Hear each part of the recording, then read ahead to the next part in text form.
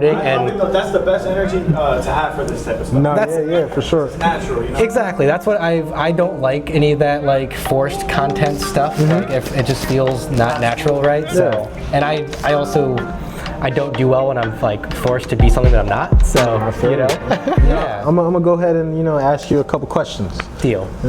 Get some Q&A going on.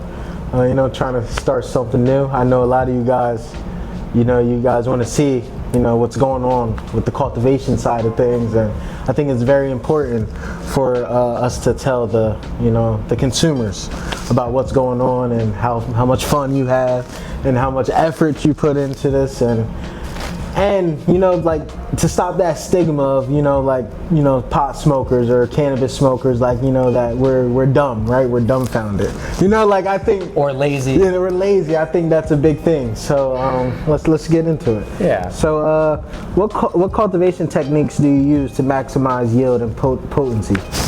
Well, cultivation is a wide spectrum of techniques and possibilities, right? Plants react in many different ways.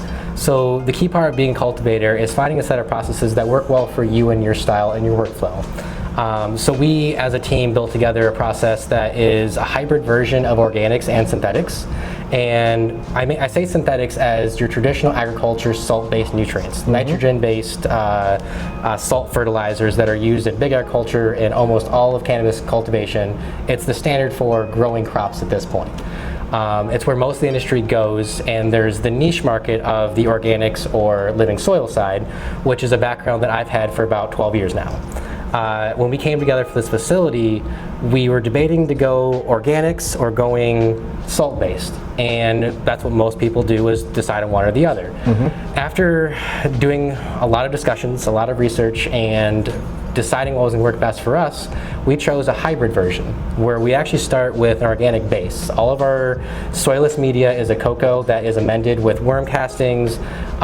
We have insect frass, we have biochar, we have a plethora of micronutrients available within our soil before we even transplant. Nice. On top of that, we're doing compost teas where we're introducing microbial inoculants on a weekly basis to vitalize and re-amend our rhizosphere, our living fungal and bacterial colonies inside of the soil itself. And we're doing all that to keep the natural stability of the plant as robust as possible, and then we're also adding in our synthetic salt-based nutrients on top of all that method there, which is allowing us to have a stable, healthy plant that's also getting a high level of nutrition and is responding very well to both sides of it. So we're hoping that increases our flavor profiles, our smell profiles, getting a more diverse and true expression of each plant, and it's it's an experiment process. Very important. Let's go to the next one. That was some good information. How do you manage water usage and waste in your cultivation process? That's a great question. As we were just talking about a moment ago, right? Exactly, yeah. Cultivation is very much not, at least indoor cultivation, not a very sustainable practice, right? We're creating these massive facilities with massive needs for power and water usage to grow these plants in a very controlled environment, and it takes a lot from the grid, from the water supply. So one thing we can do to minimize that is we use our soil sensors that are a recent addition in our system here that allow us to read moisture levels and nutrient contents inside of our soil media, and allowing us to optimize how much water we actually give to these plants. So we're not overwatering, we're not wasting any water, also we're not underwatering either, but really finding that true natural amount of water that we need to use without wasting. That's the best we can do at the moment. For future practices, we are looking into composting. Yes. I'm a huge proponent of composting as a closed loop version of nutritional cycles. So in our process, we would take our leaves and our soil, we would compost them into our system.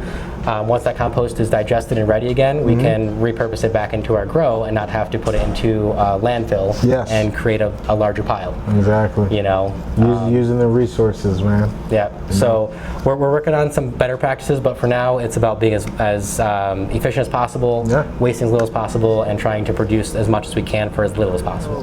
What are some of the biggest challenges you face as a cannabis grower? Well, that's a deep layer question right there. now that the legal market is with, before legality, the biggest challenge was just, not getting in trouble, Exactly. right? Not getting caught. But now that we are in a beautiful era of legal cannabis, I think the biggest challenge is staying relevant, right? Nice. Now that we are in a competitive market where we have other really high-level cultivators out there trying to push the market as well, is trying to find our niche of processes that make us stand out, right? Versus the genetics that we're trying to produce, the care we put into our finish process for drying and curing, really trying to be at the top tier of the possibilities of the quality.